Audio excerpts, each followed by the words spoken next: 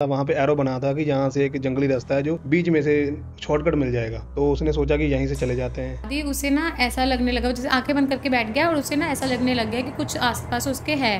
थोड़ा थोड़ा उसे फील हो रहा था कि कुछ तो उसके आसपास है। और जैसे ही उसे ये सोच के आंखें खोली तो उसने देखा कि उसके साथ वाले बेंच पे 3 लोग बैठे थे। वो पहले दिन जो उसकी रात को शिफ्ट होनी थी, वो तकरीबन 7 बजे होटल आया। तो पहले तो जब वो होटल में एंटर हुआ, वहाँ पर चौकीदार ही नहीं था जो होता है आगे। उसे थोड़ा अजीब लगा कि चौकीदार, शायद उसे लगा कि शायद नाइट शिफ्ट के लिए कोई और आता होगा। और ये देख के उसकी पूरी बॉडी सुन पड़ गई, उससे हिला ही नहीं जा रहा था, जैसे वो होता है ना स्लीप पैरालाइज, वो हो गया। वो चिल्लाने की कोशिश कर रहा है, उसकी आवाज़ नहीं निकल रही। 2 मिनट हुए उसके बाद ना उसे जैसे रोने की आवाज़ आने लग गई। आवाज़ भी ऐसी आ रही थी जैसे किसी के मरने पर नहीं रोते हम, ऐसी आवाज़ आ रही थी। फिर वो होटल के अंदर गया। रिसेप्शन के काउंटर पे भी कोई भी लड़की या लड़का नहीं बैठा था। वहाँ पर हमेशा 2 होते थे लड़कियाँ दिन में। तो जैसे ही उसने अपनी आंखें खोली और देखा वो जो 3 आदमी बैठे थे वो आपस में ऐसे जुड़कर बैठे पर रो रहे थे। वो मुंह पे उनके स्माइल थी पर रो रहे थे। आवाज़ों को इग्नोर करके जब वो आगे गया तो उसको 2-3 पेड़ों के बीच में एक अबनॉर्मल सा इंसान देखा। जैसे वो फ़ोन बजता है तो वो फ़ोन उठाने वाला होता है, लेकिन उसके रंग उड़ जाते हैं देख के। क्योंकि वहाँ पर 2 रिसीवर होते हैं ना। एक तो जो होता है जो होटल वाले अपने रूम से करते हैं जो कस्टमर, दूसरा होता है जो बाहर वाले लोग करते हैं पूछने के लिए, बुकिंग करने के लिए। तो वो जो फ़ोन बज रहा था, वो जो होटल के अंदर रूम होते हैं वो बज रहा था। तो वो ये देख के वो बहुत घबरा जाता है कि वो फिर एक बार पीछे घूम के देखता है 10 की 10 चाबियाँ टंगी हुई हैं, अंदर से कौन कॉल कर रहा है। उन्होंने उसे देखकर ये बोला कि तुम भी मरने वाले हो ना, ये चीज़ बोली। जैसे उन्होंने ये चीज़ बोली वो एकदम से उसकी आंखें खुल गई।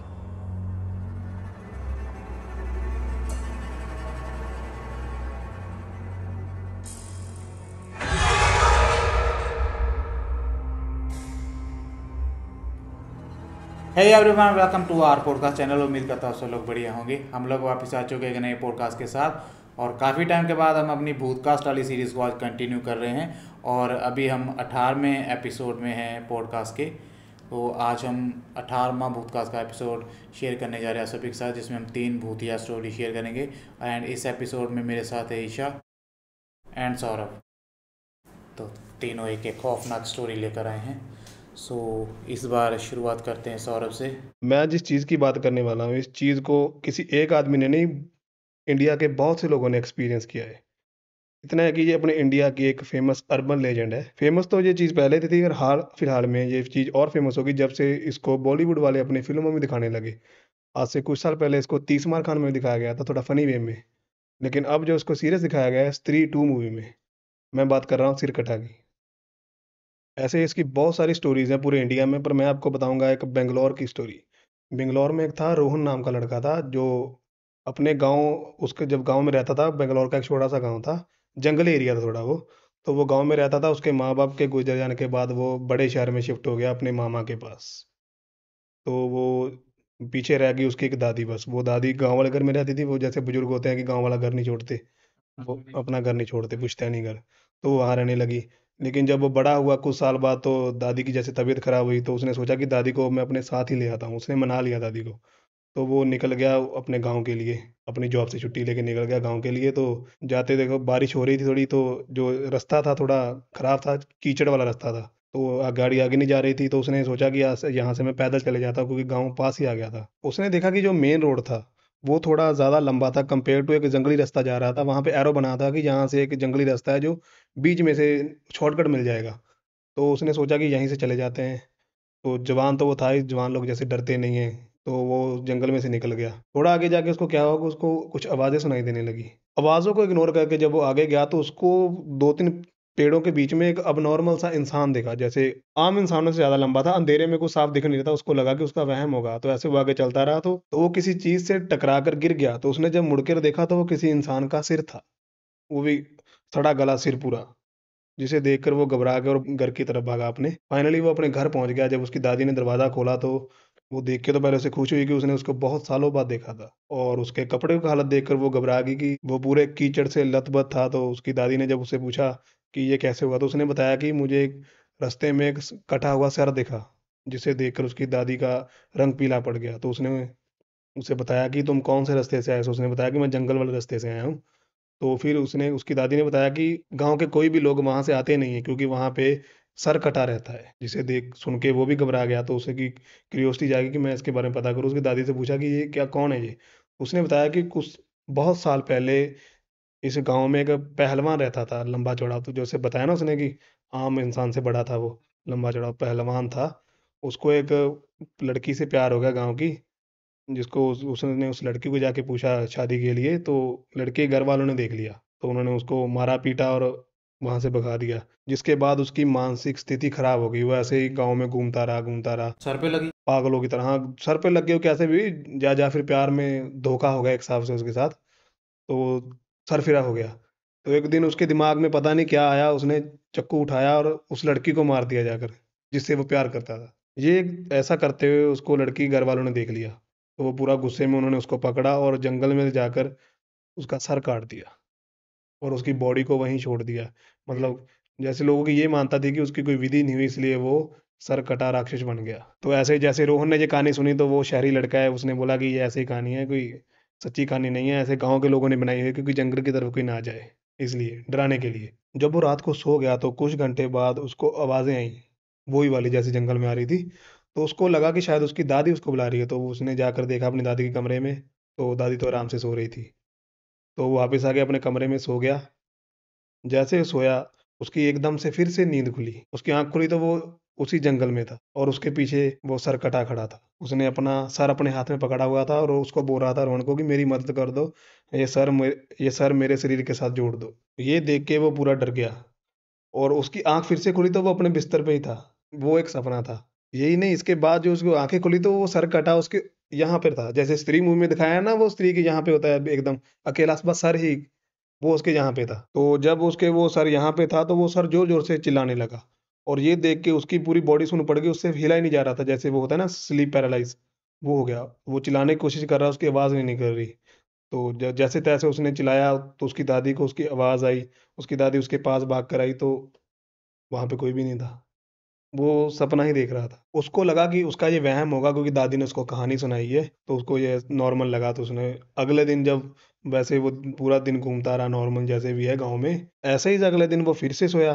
तो इस बार क्या हुआ कि उसकी दादी उसके साथ ही अलग से पलंग लगा के सो गई कि मैं इसके साथ ही सो जाती हूँ। तो जब रात को दादी की आंख खुली तो उसने देखा कि रोहन बिस्तर पे नहीं है। उसको लगा कि उसने पूरे घर में ढूंढा, वो रोहन कहीं भी नहीं था। तो उसको पता चला कि ये कहीं ना कहीं जंगल में गया होगा, उसके वश में आ गया होगा। तो उसने पूरे गांव वालों को इकट्ठा किया और जंगल में लेकर गई वहां पे उसको ढूंढने के लिए। तो वो क्या देखते हैं कि रोहन अपने हाथ में तलवार पकड़ के खड़ा है और उसका पूरा शरीर नीला पड़ा हुआ है।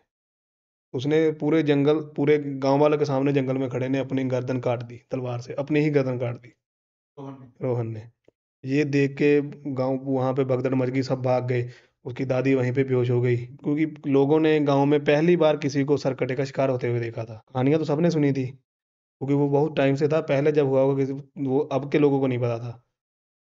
उस समय उस टाइम के बाद वो सारा गांव ही वो लोग छोड़कर चले गए। अब वो पूरा गांव उजाड़ है, उसकी दादी का पता नहीं क्या हुआ, मर गई या जिंदा है। वो गांव ही सुनसान पड़ा है पूरा। तो ये थी मेरी स्टोरी, जो कि अब पता नहीं कितनी सच्चा है या ऐसे कहिए, मैंने इसे यहीं पे सुनी थी कहीं पे। Now your turn.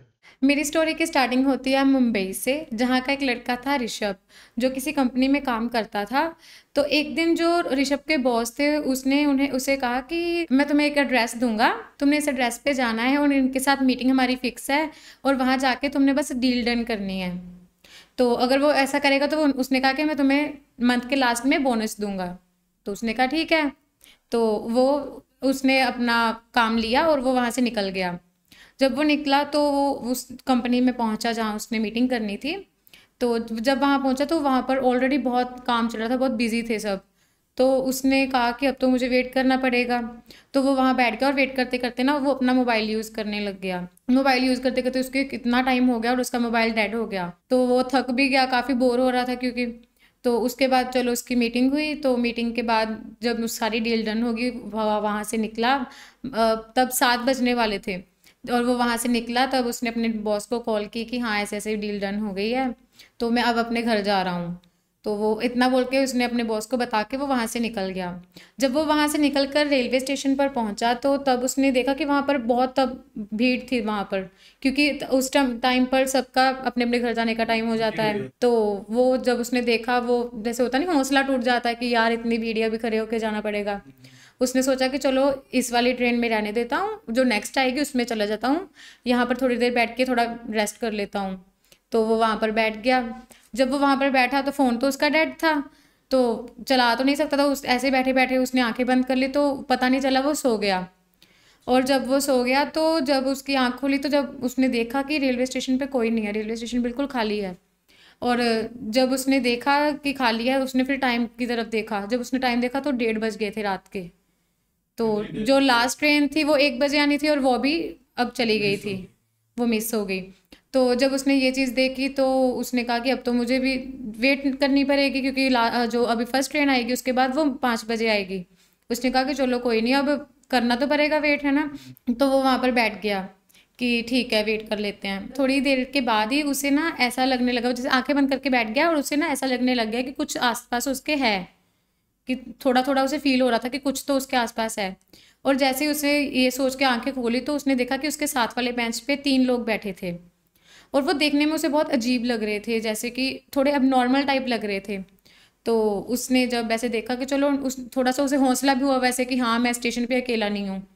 तो ये देख के चलो वो ना बैठ गया अपना। उसने दोबारा आंखें बंद की और ऐसे ही पीछे होकर बैठ गया। तो उस 2 मिनट हुए उसके बाद ना उसे जैसे रोने की आवाज़ आने लग गई। और जैसे ऐसी आवाज़ आई तो आवाज़ भी ऐसी आ रही थी जैसे किसी के मरने पर नहीं रोते हम, ऐसी आवाज़ आ रही थी। तो जैसे ही उसने अपनी आंखें खोली और देखा वो जो 3 आदमी बैठे थे वो आपस में ऐसे जुड़कर बैठे पर रो रहे थे। वो मुंह पे उनके स्माइल थी पर रो रहे थे। और जब उसने ये देखा तो वो थोड़ा डर गया कि पता नहीं क्या है।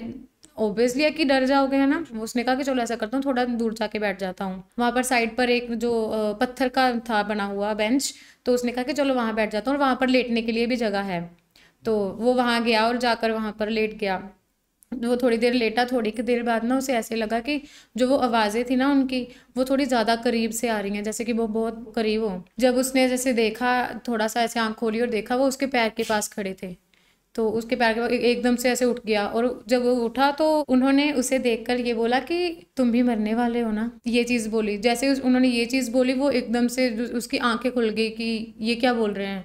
जब उन्होंने ये चीज़ वो रिपीट करने लगे कि तुम भी मरने वाले हो ना, तुम भी हम में से एक बनने वाले हो ना। वो तीनों भूत थे मतलब? वो तीनों भूत थे। जब उसे ये चीज़ महसूस हुई तो वो वहाँ से उठकर जल्दी जल्दी भाग गया। वो भागने लगा तो वो तीनों आदमी उसका पीछा करने लग गए, और पीछा करते करते वो ऊंची ऊंची ऊंची आवाज़ में यही बोल रहे थे बार बार कि तुम भी मरने वाले हो ना, तुम भी हम में से एक बनने वाले हो ना।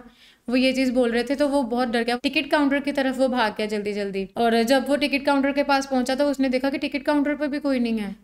नहीं तो वहाँ पर तो कोई होता ही है, पर वहाँ पर भी कोई नहीं है। तो वो बहुत ज़्यादा डर गया और उसने क्या किया, भी वो हनुमान चालीसा पढ़ने लग गया। जब वो हनुमान चालीसा पढ़ने लग गया तो वो ऐसे ही ना भागते भागते हनुमान चालीसा उसने पढ़ी। उसे थोड़ी थोड़ी आवाज़ कम होने लग, ऐसे ही लगा कि कम हो रही है आवाज़। और वैसे ऐसे हनुमान चालीसा पढ़ते पढ़ते वो जा रहा है और एकदम से ना वो गिर गया, कोने में जाके गिर गया। हनुमान चालीसा पढ़नी उसने की बंद हो गई, वो गिर गया। और जब उस गिरने के बाद उसने ऊपर को देखा, वो तीनों आदमी उसके पास खड़े थे, और वो उन्होंने फिर दोबारा ये चीज़ बोली कि तुम भी मरने वाले हो ना, तुम भी हमसे एक बनने वाले हो ना। और ये चीज़ सुनी वो उसके बाद एकदम से बेहोश हो गया। और जब बेहोश हुआ तो उसके बाद उसकी आंख खुली जब उसे वहाँ पर जो सफाई कर्मचारी थे ना उसमें से किसी एक ने आके उठाया, और उसे उठाया तो जब उसने देखा कि टाइम देखा 5 बजे थे तब। तो उठने के बाद उसने देखा आसपास कि हाँ अभी लोग हैं काफ़ी, जो ट्रेन में आने वाले जाने वाले तो हैं। तो थोड़ा वो ठीक हुआ। उसने कहा कि शायद उसे ये समझ नहीं आ रहा था कि ये सपना है या फिर सच में हुआ है मेरे साथ रात में। तो उसने क्या किया, चलो उसने कहा कि टाइम अभी ट्रेन तो आने वाली है फर्स्ट टाइम की, है ना। तो वो जल्दी जल्दी से गया और जाकर ट्रेन में बैठ गया। और चलो ट्रेन में सब ठीक रहा, कुछ ऐसा नहीं। जब लेकिन वो ट्रेन पहुंची, वो अपने शहर पहुंचा, वो वहां पर पहुंच कर जब उतरने लगा ना ट्रेन से, उसे वही 3 आदमी ट्रेन के अंदर दिखे दोबारा। और जब उसे ट्रेन के अंदर दिखे तो उन्होंने फिर स्माइल करते हुए, बड़ी अजीब सी स्माइल करते हुए उसे ये चीज़ बोली कि तुम भी मरने वाले हो ना, तुम भी हम में से एक बनने वाले हो ना। तो जब उसने ये चीज़ देखी फिर उसे यकीन हो गया कि ये सपना तो नहीं है। तो बस उसने स्पीड पकड़ी और अपने घर जल्दी जल्दी आ गया। आकर उसने अपने भाई को ये सारी बात बताई कि मेरे साथ ये हुआ रात को। तो उसके भाई ने कहा कि इस चीज़ को लाइट नहीं लेना चाहिए, कि चलो कहीं चलते हैं, पता करते हैं। तो वो मंदिर चले गए। मंदिर जाके उन्होंने पंडित जी से बात की तो उन पुजारी जी ने जो था उन्हें उन्हें बताया कि रेलवे स्टेशंस हो गए, हॉस्पिटल्स वगैरह हो गए, इन सब जगह पर रात को ये चीज़ें होना आम है, क्योंकि वहाँ पर कोई ना कोई मरता ही रहता है। कोई किसी एक्सीडेंट से मरा हो, जैसे रेलवे स्टेशंस वगैरह पे कोई ट्रेन में चढ़ते चढ़ते लोग ट्रेन के नीचे आ जाते हैं, एक्सीडेंट्स होते हैं, तो जो मरते हैं वो आत्मा तो उनकी फिर वही घूमेगी। तो वहाँ पर ये चीज़ें होनी नॉर्मल है, पर ये है कि ऐसी जगह पर रात के टाइम जाना ही नहीं चाहिए। तो जब उसे ये सब पता चला तो उसने फिर पैसे पुजारी जी से कहा कि एक बार आप हमारे घर में आइए, यज्ञ वगैरह कर दीजिए कि थोड़ा शांति के लिए और एक शुद्धिकरण हो जाता है। तो उन्होंने फिर यज्ञ किया। That's it. सो अभी मेरी बारी। तो मैं जो कहानी सुनाने जा रहा हूँ ये उत्तराखंड के एक हॉन्टेड होटल की कहानी है, जो कि एक अविनाश नाम के लड़के के साथ हुई थी। उसने ये पूरी स्टोरी अपने ट्विटर पे शेयर करी थी। तो उसने बताया कि वो एक गांव का रहने वाला लड़का है और उसके गांव के आगे एक शहर पड़ता था, और शहर से थोड़ी ही आगे जाके, शहर से बाहर निकलते वक्त एक जंगल था, छोटा सा पहाड़ी जंगल। वहाँ पर एक बहुत ही शानदार होटल बना था। तो लगभग 9 या 10 कमरे वाला होटल था वो। तो उसमें सभी फैसिलिटीज़ दी थी उन्होंने जो ज़रूरी होती है कस्टमर्स के लिए। तो काफ़ी ज़्यादा 2 महीने में वो काफ़ी हिट हो गया, तो कस्टमर काफ़ी वहाँ पर आते थे। और उसने सोचा कि चलो यहीं पे जॉब जाके पूछता हूँ, अप्लाई करता, अगर मिल जाए। तो वो 10वीं क्लास तक पढ़ा था, तो उसने जॉब अप्लाई कर दी सफाई वगैरह के लिए, तो उसे मिल गई जॉब। उसकी डे शिफ्ट हुआ करती थी। 2 महीने तक वो काम करता रहा, बहुत अच्छा, सब कुछ बढ़िया, 20,000 सैलरी पे। उसके बाद उसका जो मैनेजर था होटल का, उसने बोला कि अभी तुम्हें नाइट शिफ्ट करनी पड़ेगी। तो नाइट शिफ्ट के लिए वो पहले तो बोला कि मैं तो डे में कर रहा हूँ, मेरा सही है। वो बोला कि रात को हम एक बंदा चाहिए, दिन के लिए अभी और है, तो हम तुम्हें 30,000 रुपये देंगे 20 की जगह। तो वो बोला ठीक है चलो 30,000 मिल रहे हैं तो कर लेते हैं। तो वो पहले दिन जो उसकी रात को शिफ्ट होनी थी, वो तकरीबन 7 बजे होटल आया। तो पहले तो जब वो होटल में एंटर हुआ, वहाँ पर चौकीदार ही नहीं था जो होता है आगे। उसे थोड़ा अजीब लगा कि चौकीदार, शायद उसे लगा कि शायद नाइट शिफ्ट के लिए कोई और आता होगा। फिर वो होटल के अंदर गया, रिसेप्शन के काउंटर पे भी कोई भी लड़की या लड़का नहीं बैठा था। वहाँ पर हमेशा 2 होते थे लड़कियाँ दिन में। तो रात को उसे पता नहीं था, शायद उसे बोला कि अभी आ रहे होंगे। तभी उसके फ़ोन पे अपडेट आता है कि उनके शहर के पास ही एक लैंडस्लाइड हो गई है, रास्ता बंद हो चुका है, इसकी वजह से अभी आना जाना बंद हो चुका है और लाइट भी कभी भी जा सकती है। तो उसके बाद उसे उसका मैनेजर का कॉल आता है और वो उससे पूछता है कि होटल में अभी कौन कौन है। तो वो बताता है कि ना तो चौकीदार है, ना ही यहाँ पर शेफ़ है, और ना ही काउंटर पे कोई बैठा है रिसेप्शन पे। तो फिर वो उन्हें बताता है कि अभी रास्ता बंद होने के कारण वो जो रिसेप्शन पे आने वाले 2 लड़के थे वो भी नहीं आ पाएंगे, तुम थोड़ी देर के लिए संभाल लो। और जो ये रही बात चौकीदार की, तो उसके कंधे के ऊपर एक टहनी गिर गई थी जो आंधी चल रही थी उसकी वजह से, तो इसलिए वो उसे पास ही के हॉस्पिटल में लेकर गया शेफ़। और उसके बाद वो बोला चलो ठीक है, मैं थोड़ी देर काउंटर पे बैठ जाता हूँ। तो वो काउंटर पे बैठ जाता है अविनाश, और वो पीछे घूम के देखता है तो वहाँ पर 10 कमरे थे जैसे मैंने बताया ना। तो 10 के 10 कमरों की चाबियाँ वहाँ पर टंगी हुई थी, मतलब कि वो होटल पूरी तरह से खाली था, एक भी कस्टमर उस वक्त था नहीं वहाँ पे। तो उसे लगा कि शायद आज तक ऐसा नहीं हुआ कि कभी खाली हो होटल, लेकिन हो सकता है कि अभी आंधी आई है जो लैंडस्लाइड हुई है उसकी वजह से कस्टमर ना यहाँ पर आ पाए। तो वो बैठा रहता है, वेट करता है कब वो आएंगे, मैनेजर या फिर दूसरे लोग, कोई नहीं आता। फिर उसके बाद क्या होता है, एकदम से उसका फ़ोन बजता है, जो काउंटर पे फ़ोन रखे होते हैं ना। तो फ़ोन बजता है, तो वो फ़ोन उठाने वाला होता है, लेकिन उसके रंग उड़ जाते हैं देख के, क्योंकि वहाँ पर 2 रिसीवर होते हैं ना। एक तो जो होता है जो होटल वाले अपने रूम से करते हैं जो कस्टमर, दूसरा होता है जो बाहर वाले लोग करते हैं पूछने के लिए, बुकिंग करने के लिए। तो वो जो फ़ोन बज रहा था, वो जो होटल के अंदर रूम होते हैं वो बज रहा था।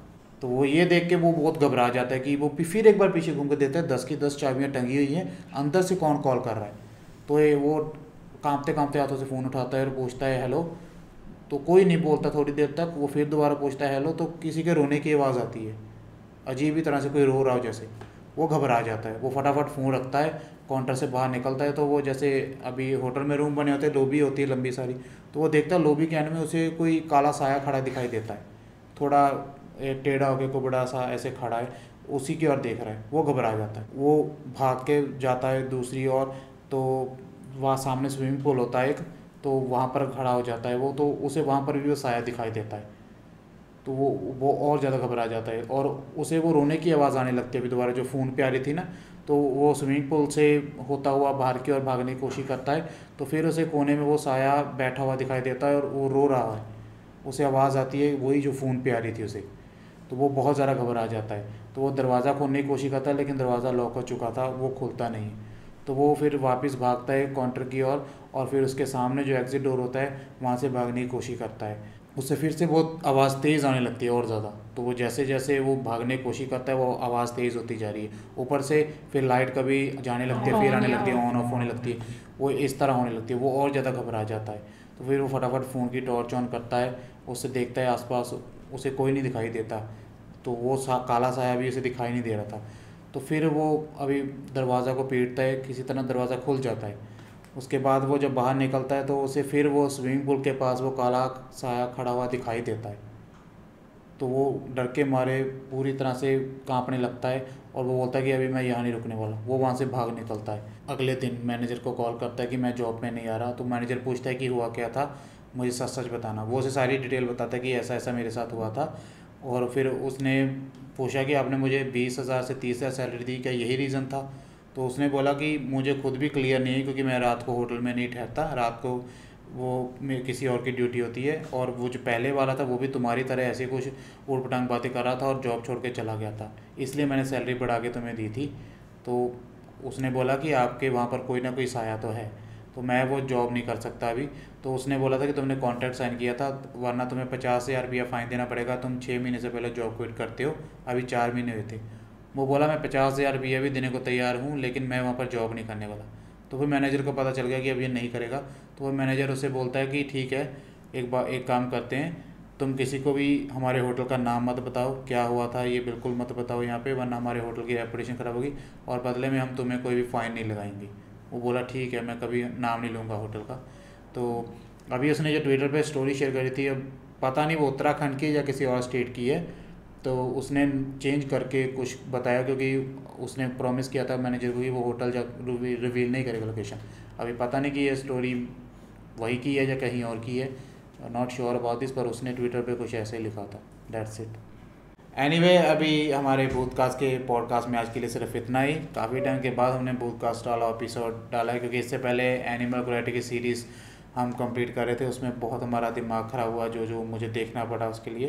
तो उसके बाद ये एक हिसाब से रिफ़्रेशमेंट है, और उम्मीद करता हूँ आपको आज का पॉडकास्ट पसंद आएगा। सो बहुत ही जल्द एक नए भूतकास्ट के एपिसोड के साथ फिर हम लौटेंगे। तब तक के लिए take care. Must watch, like, and do subscribe.